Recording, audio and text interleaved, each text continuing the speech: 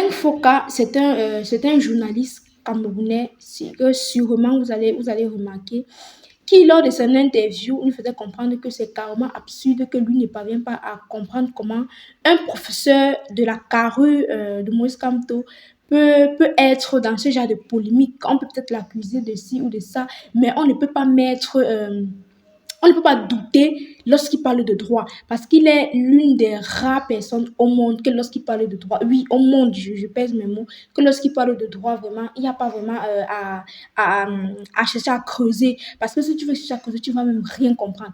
Il dit également que le professeur Maurice Kamto a été déjà candidat et que pour lui, on devrait le laisser présenter sa candidature et laisser les Camerounais choisir qui va les diriger. C'est pour lui. Écoutez son interview, camarade.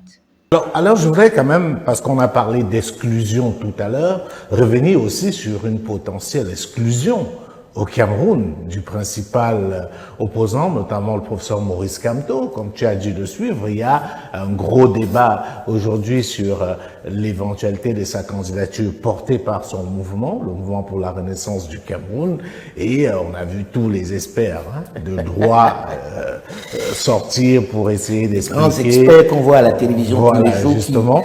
Alors, comment est-ce que tu regardes ça sans entrer dans le débat technique du mandat impératif qui est nul? Moi, j'y comprends rien. J'y comprends rien. Il y a un monsieur qui a été ministre de la République, et pas n'importe lequel, qui s'est battu pour ce pays-là. Chacun se souvient de ce qu'il a fait pour récupérer Bakassi, que les Nigérians étaient en train de récupérer. Qui un jour est opposant. D'un coup, il est devenu le diable. Mais puisque j'en parle, on m'a dit, tiens, il défend son frère Mabléké, Maurice Kamto, que je suis kamtiste. Donc, je n'ai plus le droit d'en parler. Mais est-ce qu'il n'y a pas quelque chose d'absurde qu'on soit en train de débattre de la candidature d'un homme qui a déjà été candidat par ailleurs?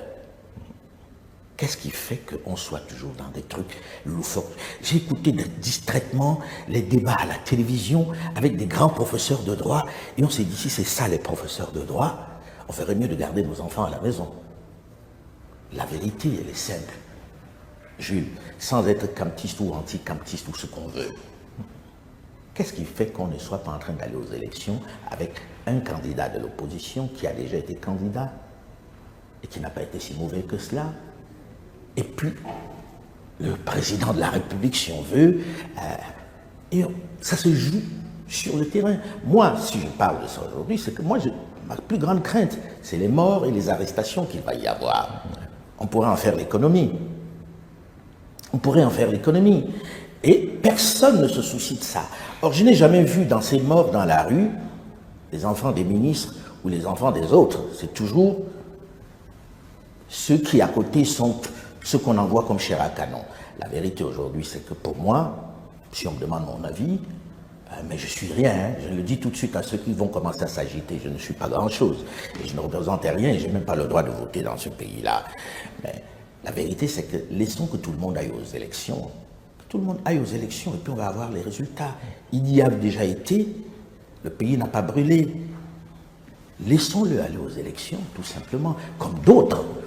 Cabral Libi, je ne sais pas si mon ami Joshua Ozi, que toutes ces personnes aillent aux élections, et puis ça se joue là-bas. Arrêtons avec ce faux juridisme. Nous utilisons des textes qui ne sont même pas les nôtres, dont nous avons hérité, qui ne correspondent pas à une réalité de chez nous. Et ça, c'est notre débat de toujours. Bien sûr. Et nous en devenons les gardiens. C'est devenu un dogme où on ne se définit que par rapport à la connaissance qu'on a de ces documents, ces gros documents qui nous concernent finalement. Alors, Alain, tu as posé un problème qui, moi, m'interpelle à chaque fois, la crainte des morts. Dès qu'on parle d'élections en Afrique, dès qu'on parle de manifestations, ça rime avec mort. Et il y a eu également une autre polémique au Cameroun au lendemain du meeting de Maurice Kamto à Paris, qui a pris l'exemple du Sénégal en relevant le fait que les Sénégalais s'étaient levés et qu'il y a eu 50 morts, mais ils avaient réussi au prix de ce sacrifice-là à pouvoir mettre au pouvoir les dirigeants qu'ils souhaitaient. Ce que j'ai envie de voir avec toi, c'est pourquoi est-ce qu'on a fait de la mort un synonyme de l'élection? Pourquoi on fait de la manifestation un synonyme de l'élection? J'ai fait une chronique il n'y a pas longtemps où je faisais l'inventaire des victimes des élections depuis 90. C'est juste ahurissant. 90, le vent de démocratie souffle sur le monde entier et arrive sur le continent. Tout le monde veut la démocratie. Et on commence le cycle électoral. Pas grand-chose n'a changé. Quand on regarde les statistiques, 77 ou 80, je ne sais plus, des dirigeants qui étaient aux affaires sont restés aux affaires. Ce qu'on a compté, c'est les victimes dans la rue. Ce qu'on a compté, c'est les gens qui sont allés en prison. À un moment donné, il faut savoir tirer les conclusions. Est-ce que c'est ça notre problème? Est-ce que la démocratie électorale, c'est ça le débat? Est-ce qu'on doit sacrifier autant de monde pour ça? On va me dire, oui, aucune grande révolution dans le monde ne s'est faite sans que le sang ne coule. Mais à un moment donné, est-ce que c'est ça la règle? Mais on n'est même pas dans le cadre des révolutions. Parce que ce qui se passe aujourd'hui, c'est que vous avez des gens qui utilisent l'armée pour maintenir leur pouvoir. Parce que, en réalité, et j'aime souvent prendre cet exemple, on se rappelle des casses en France. À l'époque de Sarkozy, il y avait, je pense, plus de 32 000 véhicules brûlés, mais on n'avait pas eu un mort. Récemment, avec la victoire du PSG, il y a eu des casses, 260 voitures. Il y a eu des morts, mais par accident. Il y a eu quelqu'un qui est décédé parce qu'un chauffeur l'a renversé par panique, étant autre chose, mais il n'y a pas eu de mort du fait des forces de sécurité. Alors, pourquoi est-ce que dans les pays africains, dès que l'opposition veut manifester, on dit que l'opposition amène les gens à l'abattoir, à la mort? Non, moi je ne pense pas que ce soit l'opposition la question. La question n'est pas l'opposition. Elle a le droit de manifester. Les manifestations, ça s'organise. Non, je veux dire, dans la réalité, ce n'est pas le cas, mais normalement, elle devrait pouvoir manifester en toute quiétude. Et je vois pas mal de pays où ça manifeste sans qu'il y ait des morts. D'accord? Le problème, c'est les armées et les ordres que l'on donne à l'armée. Le problème, c'est la formation de l'armée qui ne connaît que la violence dans ce genre de circonstances, notamment le commandement de l'armée. Est-ce qu'on n'a pas des armées qui ne sont pas suffisamment formées pour gérer les manifestations? Oui, je pense que c'est ça. C'est-à-dire, une armée doit pouvoir avoir des instructions telles qu'elle n'est pas juste létale, sa réaction. Et nous avons des armées chez nous. Jules, quand tu regardes toutes nos élections, il y a des morts. C'est beaucoup trop. Et ça m'obsède, moi. Voilà pourquoi je parle de ça. Et à la fin de la journée, les mêmes gagnent. Les mêmes l'emportent. L'armée est au service d'un bonhomme qui est aux affaires et qui parfois même outrepasse les choix de celui qui est au pouvoir. Donc du coup, je me dis, comment on va faire pour que ces gens-là aient discipliné cette armée pour qu'on puisse manifester en toute quiétude? Il ne te vient pas à l'esprit que j'empêche une manifestation. Mais ce que je regarde un peu, qu'est-ce que ça va donner à la fin de la journée? Et j'essaie d'être réaliste tout simplement.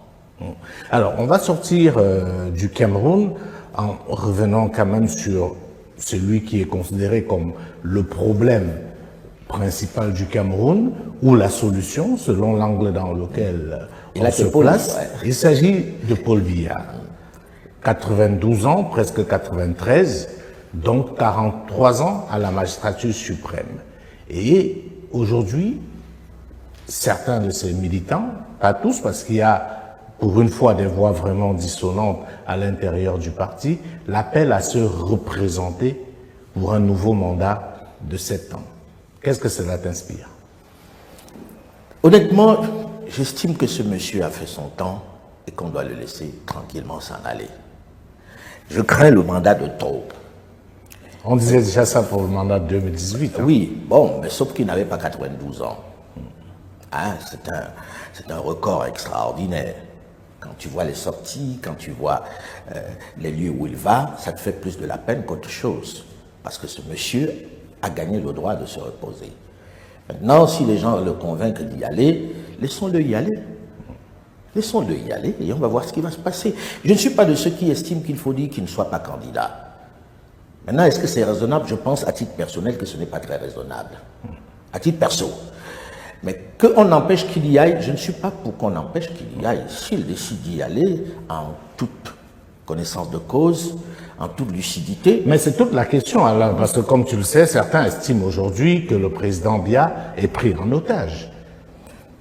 par des réseaux autour de lui qu'il utilise un peu comme la figure totémique pour pouvoir... On le pense tous, mais maintenant, affaires. on le pense tous, mais on le pensait déjà il y a quelques années. Donc finalement, je m'interroge et je me dis, je veux pas me prononcer sur cet aspect des choses. L'aspect sur lequel je veux me prononcer tout simplement, c'est que j'espère qu'il le fait en toute lucidité. Et j'estime qu'à un moment donné, il faut savoir s'en aller.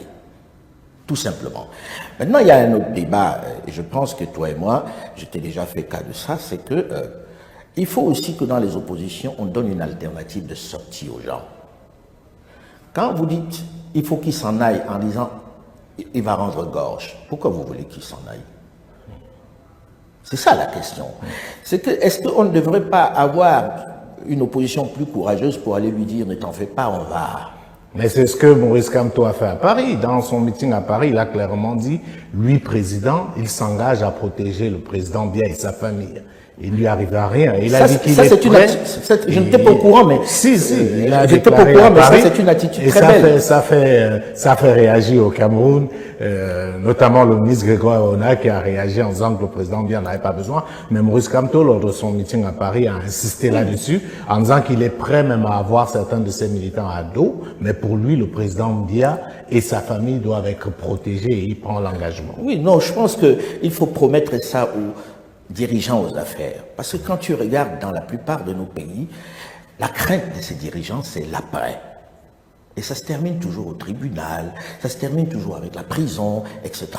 Avec l'exil. Avec l'exil aussi. Parfois pour certains, pour les plus voilà, chanceux. avec l'exil. Alors que quand vous êtes aux affaires, vous vous dites, si c'est pour aller en prison, mais je vais me battre jusqu'à mon dernier souffle. C'est humain. C'est humain. Personne n'a envie de dire, je fais ça pour aller en prison après. Donc vous vous accrochez au fauteuil. J'espère que ce n'est pas ce qui fait que le président Biya reste encore là.